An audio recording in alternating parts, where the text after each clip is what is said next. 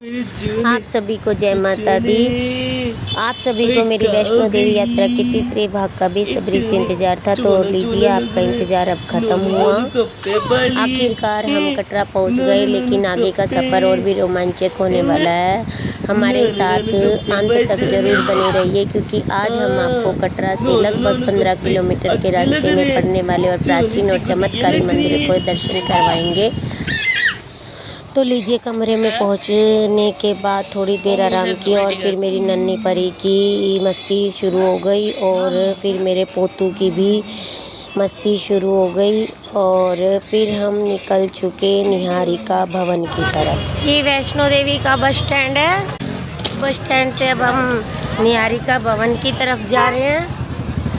यहाँ पे आपको शिव खोड़ी के लिए बस मिल जाएगी और बाहर भी कहीं जाना है तब भी बस मिल जाएगी, जैसे पंजाब हो गया, अमृतसर हो गया, वहाँ के लिए आपको बस मिल जाएगी। ये निहारिका कॉम्प्लेक्स है।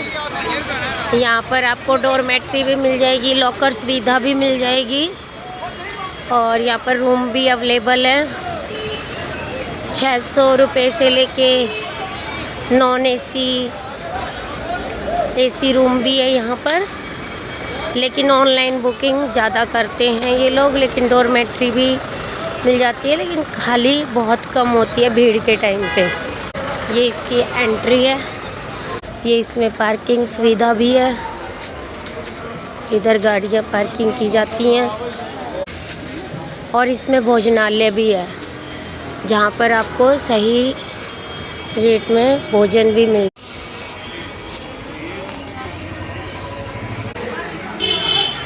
ये अन्नपूर्णा निहारिका भवन के अंदर ही अन्नपूर्णा भोजनालय के नाम से है। यहाँ पर अच्छा राजमा चावल और कढ़ी चावल आपको उचित रेट में यहाँ पर खाना मिलेगा।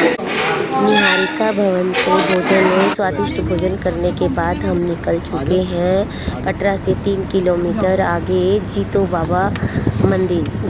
वैष्णो देवी की अनन्य भक्त थे। उन्होंने अपना पूरा जीवन माता रानी की सेवा भक्ति में समर्पित कर दिया। कहा जाता है कि सच्ची और श्रद्धा तपस्या के कारण यह स्थान आज श्रद्धालुओं की आस्था का प्रमुख केंद्र बन चुका है। जो भी भक्त माता वैष्णो देवी के दर्शन के लिए आते हैं, उनमें से देवी कटरा से श्री अगार बाबा जीतो मंदिर। लीजिए, हम पहुंच गए अगार जीतो बाबा मंदिर। दर्शन कर लेते हैं। बड़ी शांति है यहाँ पर, बहुत अच्छा लगा। यहाँ पर कैमरा तो अंदर ले जाना अलाउ नहीं था। देखिए, एक छोटी सी दुकान भी थी यहाँ पर। लीजिए, दर्शन कर लेते हैं अंदर चलकर बाबा जी के और यहाँ का आशीर्वाद लेकर सह परिवार फिर चलते हैं नौ देवी टेम्पल।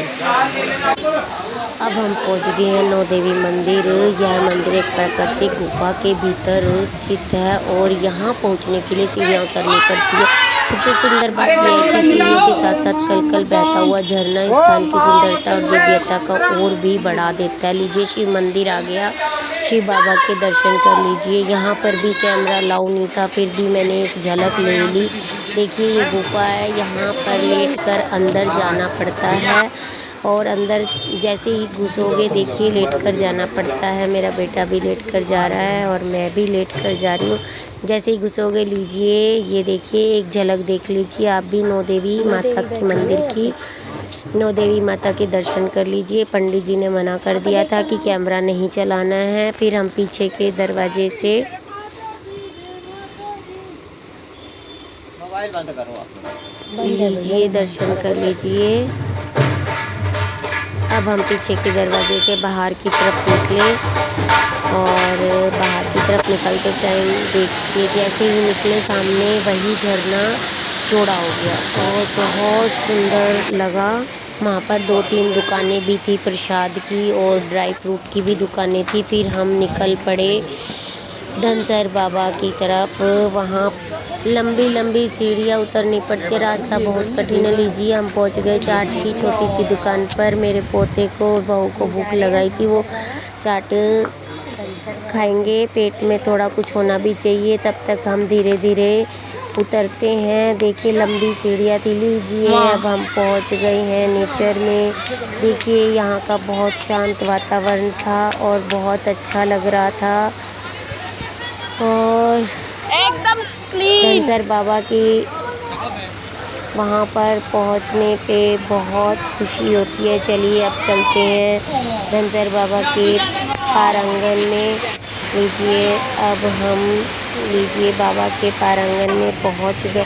यह स्थान पवित्र धनसर बाबा धाम। मान्यता है कि यह स्थान नागों के राजा वासुकीनाथ की तपोभूमि माना जाता है। कहा जाता है कि इन्होंने यहाँ भगवान शिव की कठोर तपस्या की थी। उनकी तपस्या से प्रसन्न होकर भगवान शिव ने इस स्थान का दिव्य आशीर्वाद दिया। मंदिर परिसर में बहता हुआ प्राकृतिक झरना इस स्थान की सबसे बड़ी विशेषता है। चारों ओर ऊंचे पहाड़, हरियाली, गुफानुमा वातावरण और झरने की कलकल करती ध्वनि इस धाम को और भी मनमोहक बना देती है। यहाँ आकर ऐसा लगता है जैसे प्रकृति और आस्था का अद्भुत संगम एक ही स्थान पर हो गया। आइए अब ये देखिए धनसर बाबा के दर्शन करते हैं। नागराज वासुकी के चरणों में प्रणाम करने चलते हैं। यहाँ पर भी कैमरा अलाउ नहीं था। और इधर गुफा में ये जितने भी आपको शिलाएं दिख रही हैं ये सब यहाँ के जितने भी पंडित इनके पूर्वजों की शिलाएं हैं। क्योंकि यह धनसर बाबा की नदी है। यहाँ पर पहले मतलब कि स्नान वगैरह करने की अनुमति भी दे दी गई थी। लेकिन जैसे ही यहाँ पर सबने स्नान वगैरह शुरू किया और गीले बालों से यहाँ पे अंदर जाने लग गए थे बाबा जी के दर्शन करने के लिए धनसर बाबा के, तो ये नागों से भर गई थी ये जगह। देखिए प्राकृतिक चीज़ को कभी भी नुकसान नहीं पहुँचाना चाहिए और ना ही उसके ऊपर गंदगी वगैरह फैलानी चाहिए, तो भगवान नाराज़ हो जाते हैं। मैं तो यही कहूँगी कि स्वच्छता का हर तीर्थ पर ध्यान रखिए। लीजिए वहाँ से बाईं ओर ही भोले बाबा का छोटा सा शिवलिंग था। ये भी गुफा के अंदर है। यहाँ पर भी कैमरा ले जाना अलाउ नहीं था। तो ये देखिए गुफा के अंदर जाकर भोले बाबा के दर्शन कर लीजिए। और बहुत अच्छे दर्शन हुए। फिर हम वापस आ गए वहाँ से निकलकर। लीजिए भोले बाबा के दर्शन कर लिए अब हमने। छोटी छोटी प्राकृतिक गुफा है। लीजिए अब हम आगे की ओर बढ़ चले। लीजिए दर्शन करने के बाद हम आगे बढ़ चुके। ठंडा और साफ पानी देखकर बच्चों का मन मचल उठा कि हम यहाँ पर नहा लेते हैं। लेकिन नहाने का रास्ता बंद था। हम पिछली बार गए थे तो नहाने का खुला था। और देखिए हमने बंदर को भी कैमरे में कैद कर लिया और कुछ खूबसूरत यादें भी हमने कैमरे में कैद कर ली। देखिए कितना साफ और निर्मल जल था। लेकिन इस बार पानी कम होने के कारण नहाना अलाउ नहीं था। लीजिए अब हम धनसर बाबा के दर्शन करने के बाद हम निकल चुके। एक रास्ते में एक ये बहुत बड़ी नदी आई और हमने इस नदी की भी खूबसूरती कैमरे में कैद कर ली। बहुत अच्छी नदी थी ये, प्राकृतिक, बहुत मन खुश हो गया इस नदी को और इस प्राकृतिक को देखकर। फिर हम हाईवे से सीधे निकल पड़े स्टेशन की ओर।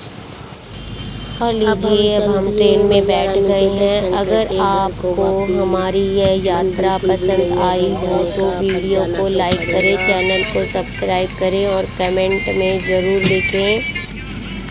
चलिए आपसे जुदा होने का मन बिल्कुल भी नहीं कर रहा। ठीक है, जय माता दी। अगले भाग में नई कहानी के साथ आपसे मिलते हैं। तब तक के लिए जय माता दी।